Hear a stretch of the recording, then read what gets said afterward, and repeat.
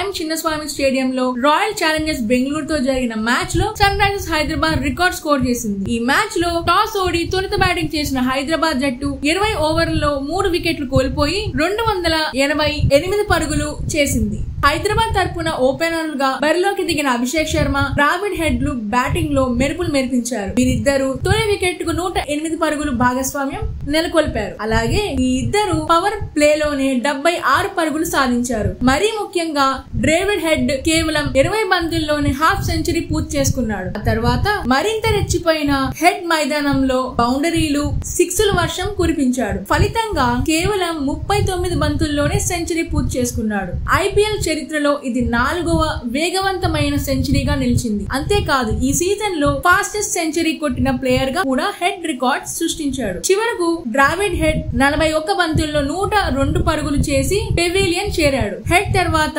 Heinrich Klaasen కూడా మెరుపు batting ఆడి కేవలం 31 బంతుల్లో 2 4లు 7 సిక్సర్లతో 67 పరుగులు చేశాడు.